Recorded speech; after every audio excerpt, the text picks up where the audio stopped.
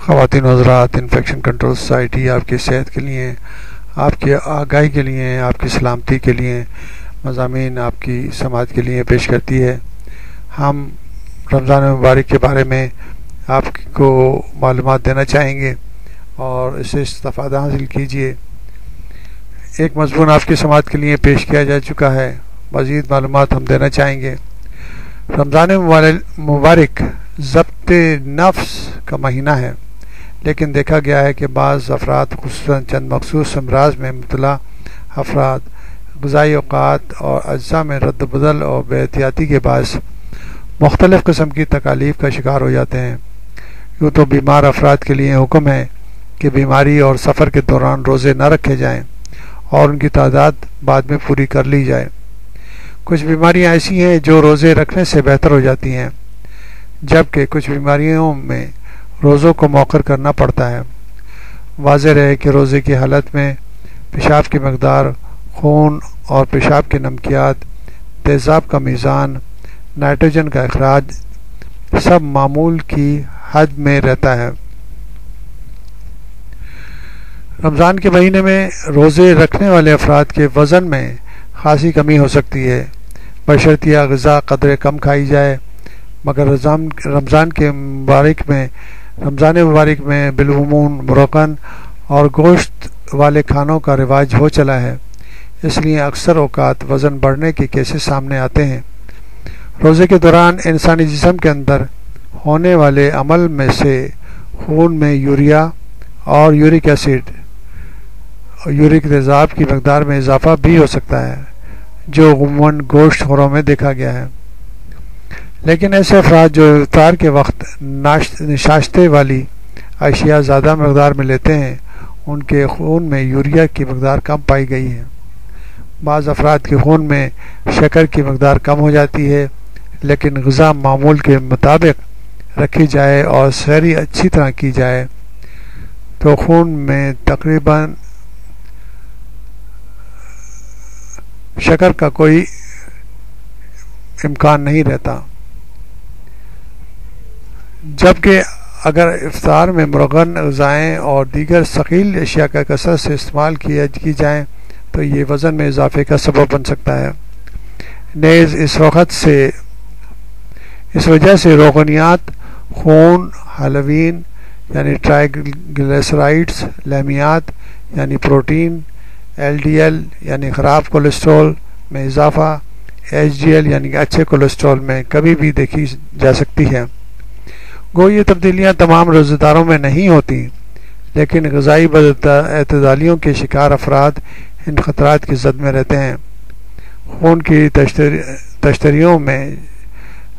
چپکنے کی خاصیت، خون کے جمنے کی اہلیت، خون میں کلاٹ یعنی کہ سدے بننے والے پر کوئی اثر نہیں ہوتا، مگر دل کے مریضوں میں ناخوشگوار اثرات مرتب ہو سکتے ہیں۔ ایسے افراد جو افطار میں مرغن اور ثقیل اشیاء استعمال کرتے ہیں، ان کے دل میں درد کی شکایت اور جسمانی تھکن بڑھ سکتی ہے۔ بوڑھے افراد کے لیے جو دماغ کی رگوں کے مرض میں مبتلا ہیں، سحر اور افطار کے دوران مناسب پرہیزی غذا استعمال نہ کھا سکنے کے باعث بہتر یہی ہے کہ وہ روزے نہ رکھیں۔ چنانچہ دل اور دماغ، درد گردہ، معدے کے السر میں مبتلا افراد کے لیے روزے رکھنا مناسب نہیں۔ ایسے افراد کے لیے بہتر یہی ہے کہ وہ اس سلسلے میں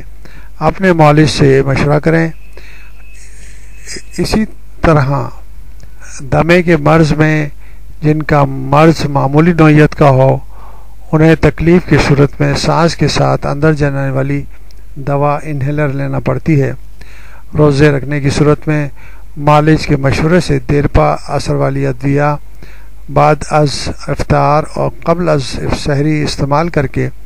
روزے کے فوائد حاصل کر سکتے ہیں۔ جو افراد مرگی یعنی کہ ایپیلیپسی، بلند فشار خون، ہائپرٹینشن،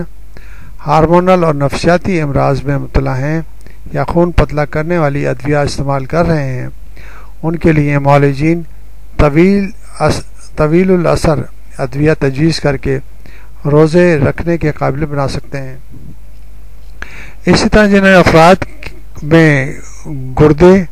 کے فعل میں کمی آ گئی ہو ان میں روزے رکھنے سے پانی کی کمی لاحق ہو سکتی ہے،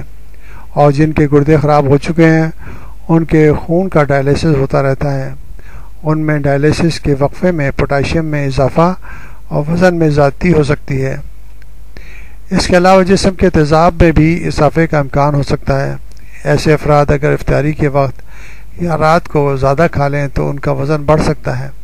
جو نقصان دہ ہے، لہٰذا ایسے افراد بھی روزے نہ رکھیں۔ البتہ وہ افراد جن کا گردہ تبدیل ہو چکا ہے اور صحت مندانہ زندگی گزار رہے ہیں تو انہیں روزہ رکھنے میں کوئی فرق نہیں پڑنا چاہیے، لیکن وہ بھی اپنے مولوی سے مشورہ کر لیں تو زیادہ بہتر ہے، کیونکہ ہر فرد میں مرض کی نوعیت مختلف ہوتی ہے، تو ہم بظاہر جو ہے ہر ایک کو بہتر طریقے سے پوری طرح مشورہ دینے سے قاصر ہیں۔ تو بہتر یہی ہے کہ جو بھی حضرات ہیں وہ اپنے طور پر دوسرے افراد سے مختلف سمجھیں، اور اس کے لیے ضروری ہے کہ اپنے ڈاکٹر سے مشورہ کریں، اور اس کے بعد اگر ایسے کنڈیشن ہو تو بہتر طریقے سے معلومات حاصل کر کے روزہ رکھنے کی سعادت حاصل کریں۔